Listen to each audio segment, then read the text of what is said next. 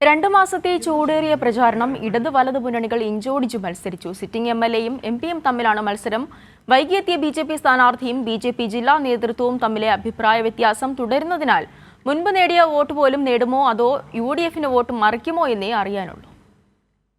UDF സ്ഥാനാർത്ഥിയുടെ BJP പ്രേമത്തെയും BJP ഉയർത്തുന്ന വർഗീയതയ്ക്കും എതിരെ സാംസ്കാരിക പ്രതിരോധം തീർക്കുകയായിരുന്നു കൊല്ലത്തെ ഇടതുമുന്നണി സ്ഥാനാർത്ഥി എം മുകേഷ്.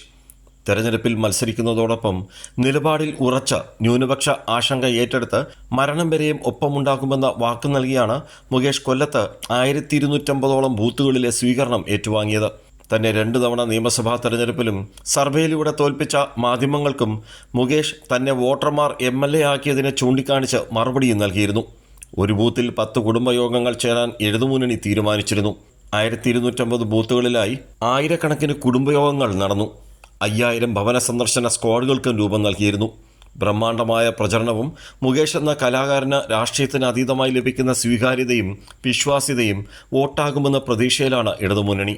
അതേസമയം സിറ്റിംഗ് സീറ്റ് വാട്ടർലൂ ആകുമോ എന്ന ആശങ്ക വലതു ക്യാമ്പിൽ പ്രേമചന്ദ്രൻ അനുകൂലികൾക്ക് ഇല്ലാതില്ല.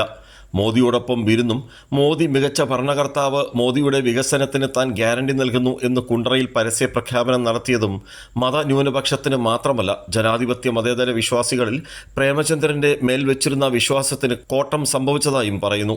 വൈകി കൊല്ലത്തെത്തിയ ബിജെപി സ്ഥാനാർത്ഥി കൃഷ്ണകുമാറിന്റെ മുഖത്ത് ആദ്യനാൾ കണ്ട ആത്മവിശ്വാസം തുടർന്നുള്ള ദിവസങ്ങളിൽ മങ്ങി.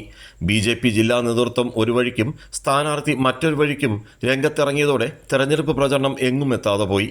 ഈ പ്രശ്നങ്ങൾക്ക് നിലനിൽക്കെ കണ്ണിൽ കുത്തിയ സംഭവത്തിൽ ബിജെപിയും സ്ഥാനാർത്ഥിയും ദേശവ്യാപകമായി നാണം കെട്ടു. രാജ്കുമാർ, കൈരളി ന്യൂസ്, കൊല്ലം.